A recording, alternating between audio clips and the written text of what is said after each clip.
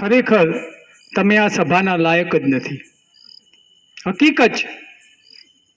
શું પડી છે આ લોકોને કે તમારી દીકરીઓ બચાવવા માટે તમારું સ્મશાન બજારમાં ના ખોરવાઈ જાય એના માટે આ મહેનત કરે છે ને આપણે અહીંયાથી એક આંગળી પકડીને દીકરીને નથી લાવી શકતા. કોઈ ફરક નહીં પડે, મારે કોઈને આમાંથી વેવાઈ નથી કરવાના. એ ના ફરક પડે તો મને કોઈ વાંધો નથી, પણ કડવો જ છું ને હકીકત છે. અને આનો જ લાભ આ વિધર્મીઓ ગણીએ કે અસામાજિક તત્વો ગણીએ કે લુખોએ ઉઠાવે છે. મારી નજર સામે દીકરીઓ અહીંયાથી એક્ટિવા લઈને જાય છે.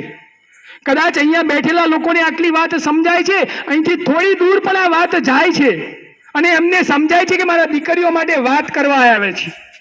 મારે દીકરો નથી, મારે દીકરો છે, દીકરી નથી. પણ મેં આનું મથાળું આપ્યું છે કે દરેક દીકરી મારી દીકરી સમજી અને આ અભિયાનમાં જોડાયો છું. ઘરના તાળાની ચાવી લોક મારીને આવું છું. મારું ઘર છેલ્લે વગડામાં છે. છેલ્લે વાઈફનો ફોન આવજો કે 12 વાગે પહેલા આવજો, બીક લાગે છે. પણ હું એમ કહું છું કે મારો સમાજ જે દીકરી ભાગી જાય એના સમાજના ડર છે ને એ પહેલે મારે દૂર કરવા માટે મારે રાત્રે 1 વાગશે પણ વાગશે તો તું સૂઈ જજે. હું કોના માટે આવું છું? આ બધા કોના માટે આવે છે?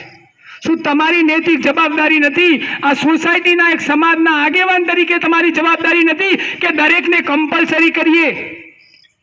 ગણપતિ મહોત્સવ ઉજવો છો, અહીંયા ઉજવો છો ને, નાસ્તા કરશો બંધ કરી દો. જો ખરેખર તમારે સમાજને સુધારવા હોય ને તો બંધ કરી દો. આ તમને એવું છે કે 1 કરોડના 1.5 કરોડના બંગલામાં બેસીએ છીએ, આપણને શું ફરક પડે છે? એ લોકો એવા લોકો શોધે છે કે જે 1.5, 2 કરોડ 5 કરોડના બંગલામાં રહે છે. બાકી બતાવો કે દેલા વસાહતમાં રહેતા અને ઝૂંપડપટ્ટીમાં કામ કરતી દીકરીના કોઈ ભાગી ગયા હોય કે પ્રેમ લગ્ન થયા હોય તો એમના ટાર્ગેટ પણ તમારી જેવી સોસાયટીઓ જ છે. અને એટલા માટે સભા કરીએ છીએ અને દુઃખ થાય છે કે સાલું આટલો પરિવાર છોડી, ધંધો છોડી અને આ લોકો મહેનત કરે છે ને આ એક ટ્રસ્ટી નથી લેતા અહીંયા લાવવાની. તમને ના કહી દઉં, કદાચ સમય વધે ને તો એકવાર જજો. મહેસાણામાં 34-35 આ ગેસ્ટ હાઉસ ચાલે છે. એના અહીંયા ગેસ્ટ હાઉસનું બોર્ડ હોય ને ત્યાં 1 કિલોમીટર દૂર ઊભા રહેજો. તમારી દીકરીઓના એક્ટિવાની ડેકીમાં 1 ઝૂંકડી કપડાં એક્સ્ટ્રા હોય છે. ના હોય તો કહી દઉં તમને, હું સાક્ષી છું. ઘરેથી કયા કપડાં પહેરીને જાય છે, બજારમાં કયા બેનપણીના ઘરે કપડાં બદલે છે, આખો દિવસ ફરે છે, ફરીથી બેનપણીના ઘરે જાય છે અને તમે આપેલા કપડાં પહેરીને ઘરે આવે છે. આ હકીકત છે આ સમાજની. આ યાદ રાખજો. તમારા સોનાના ઘરેણાઓ એ તમારી તિજોરીમાં પડ્યા છે, તમારા લોકરમાં પડ્યા છે. વિનંતી કરું છું, ગમે તેવી દીકરી હોય એની LC, એનું આધાર કાર્ડ અને એનો જન્મનો દાખલો, આ 3 વસ્તુ લોકરમાં મૂકો. બાકી દાગીના સોફા ઉપર મૂકી દો. આ ભાઈઓની તાકાત છે, ફરીથી કમાઈ લેશે. પણ એ દીકરી ભાગી જશે ને તો સમાજની આ 5 કરોડનો બંગલો છે ને એ ઝૂંપડી દેખાશે. અને આવા કેસો જોયેલા છે, કેસો લીધેલા છે. આ બધા જેલમાં ગયા છે, કોના માટે ગયા છે? મારા ઉપર કેસ ચાલે છે, કોના માટે ચાલે છે? મારા માટે. એકય કેસ મારા પરિવાર માટે નથી. સમાજની દીકરી, સમાજને કે અન્યાય થયો હોય ને એના માટે છે. જે પણ અહીંયા આયોજન કરે છે ને, ગણપતિ નવરાત્રિનું આયોજન, એક દિવસ એનું સેશન રાખો. અહીંયા બધા બેઠેલા છે, અમારી જરૂર નથી. તમારે બોલી શકો છો દીકરીઓ વિશે, નથી બોલી શકતા. કોઈ મા બાપ ખરાબ નથી, કોઈ દીકરી ખરાબ નથી. તમે માનો કે તમે આજે કોઈ સત્સંગી વ્યક્તિ જોડે બેસશો ને તો 1 મહિનો, 2 મહિનો, 3 મહિનો પછી એ સત્સંગમાં જોઈન થઈ જશો. તમે કોઈ ચોર જોડે બેસશો ને તો તમને વિચારો ચોર જેવા આવશે. તમે એક રાજકારણ જોડે બેસશો ને તો તમારા વિચારો રાજકારણ થઈ જશે કે હું પણ નગરપાલિકામાં ચૂંટણી લડું.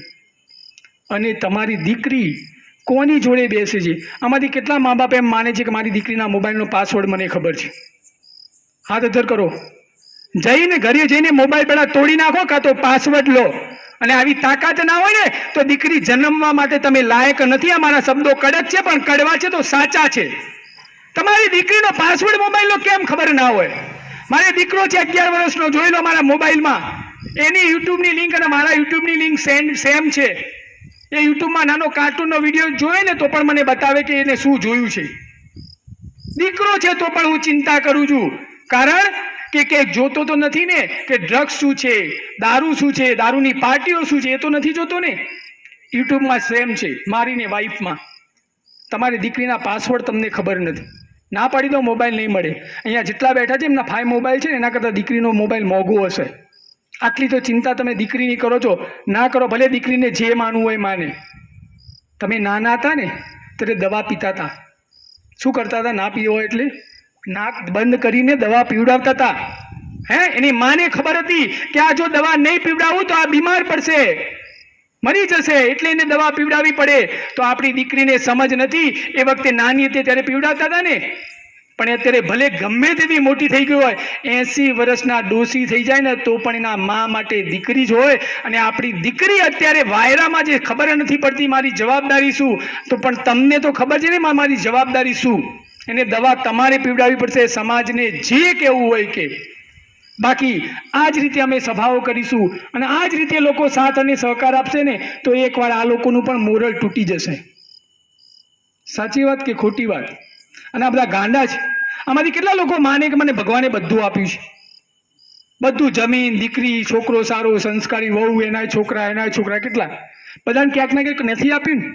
હા, પણ હું એક વાત કહું, જે મને નહીં આપી એવું કોઈને ના આપ્યું એવું કહેજો. બુદ્ધિ કોને ઓછી આપી છે આટલામાંથી? બધાને આપી છે. કોઈ ગાંડું છે હમણાં? આ બધા બેઠા, આ બુદ્ધિ વગરના બધા બેઠા છે, ગાંડા બેઠા છે. એટલા માટે તો તમારી દીકરીઓ બચાવવા આવે છે. બધી બાકી ડાયા લોકો તો બંગલામાં એસીમાં જઈને ટીવી જોવે છે.